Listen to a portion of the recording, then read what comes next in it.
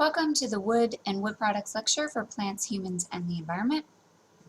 There are a few different ways that trees can be transformed into different wood products, which have differing characteristics and qualities and are utilized for different purposes. Dimensional lumber is simply pieces of wood cut directly from the tree trunk. It is cut to standard sizes, for example as 2x4 boards. Plywood consists of several sheets of wood, typically approximately 8 feet by 4 feet, that are glued together to create a thicker sheet. Veneer is similar to plywood in form, but the exposed sheet is of a higher quality and nicer aesthetic, so that the veneer can be used to make decorative items such as furniture, with the appearance of being solid wood. Particle board consists of wood pieces either as wood chips or sawdust glued together to form a solid board. We'll look more closely at each of these wood products. Dimensional lumber is simply pieces of wood cut from a log.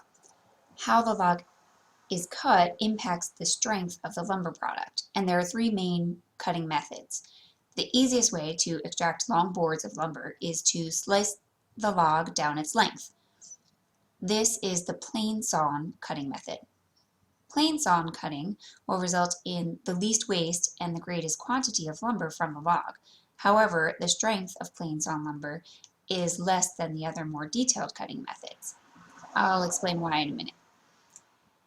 Quarter sawn logs are first cut into quarters, then each quarter is plane sawn. This method decreases the amount of lumber derived from the log, which increases the waste, represented by the shading. However, the lumber derived from this cutting method is stronger than plane sawn lumber. Radially sawn logs are the strongest cut lumber, but this cutting method results in the lowest quantity of wood. This is typically not done for commercial wood production, but would be done by a specialized mill for the building of higher quality products, such as high-end furniture. To produce radially sawn lumber, each cut is made straight from the outer rim to the center of the log. Here is why plane sawn is the weakest and radially sawn is the strongest of the three. Radially sawn wood has growth rings that are perpendicular and parallel to the cutting edges, or angles. This is less so with the other methods. The growth rings, or grain, for plane or quarter sawn lumber are curved. Force is resisted at right angles, and we tend to build things at right angles, so grain oriented at right angles in the lumber will better resist the pressure exerted by a force. Another factor that will affect the strength of the lumber is whether there is warping. Wood is as much as 70% water weight when it is cut. If not dried properly, it will warp. You can check lumber by holding up one end and looking down its length to see if it bends due to warping. Let's understand this concept of differing strengths in the cutting methods in terms of the biology of the tree. Later in the growing season, trees prepare to go dormant. During this time, environmental conditions are drier and there is less sunlight. The tree is focusing energy on roots and reproduction. In the spring and early summer, or wet season at lower latitudes, conditions are favorable for growth, being wet and sunny. And trees are competing for sunlight by racing to get ahead of the others and putting on more growth as fast as they can.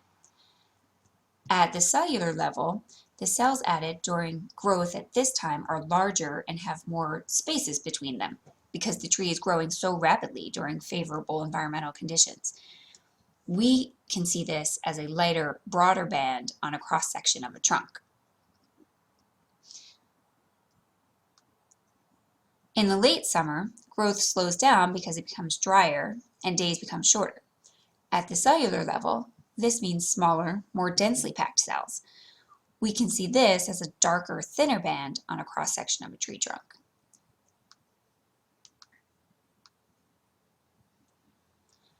So, the width of a growth ring is determined by the amount of growth experienced by the tree. There's more growth in some years than others due to environmental conditions. Similarly, the environmental conditions will impact the growth rings and therefore the strength of lumber derived from that tree. More tightly packed, smaller cells will produce a stronger lumber product. That means that trees growing in full sun, such as on a plantation, will actually produce weaker lumber compared to trees growing under a forest canopy in partial shade. Plantation trees do grow faster, however, the wood is of lesser quality. Which direction does a tree grow? It grows upwards by adding on new cells at the tips of roots and stems, and outwards along the length of the trunk. Trees do not grow from the base upward. Primary growth occurs at the tips of roots and stems and results in their growing taller or longer. Secondary growth takes place in the cambium and results in an increase in the diameter of the stems or trunk of the tree.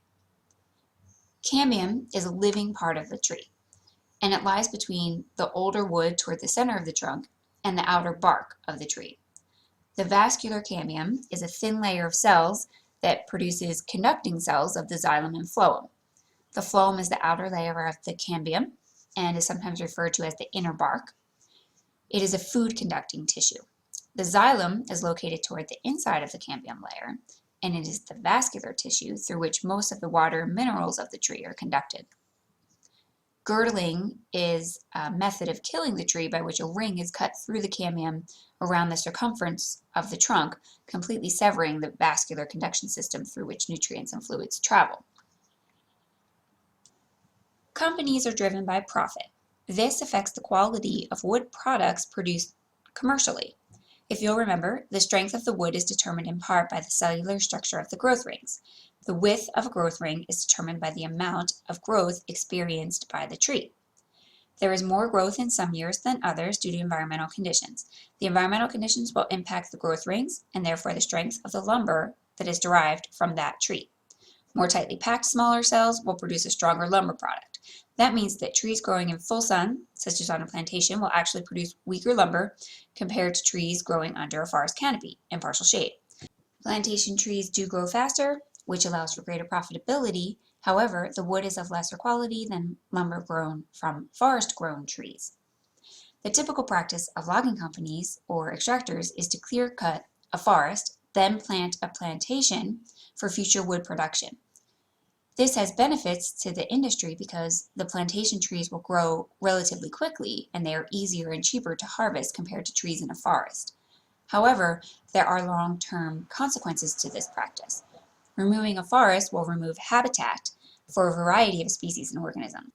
It also degrades the soil and can pollute waterways. The overall decline in environmental health can reduce the productivity of the plantation, making wood products ultimately more expensive.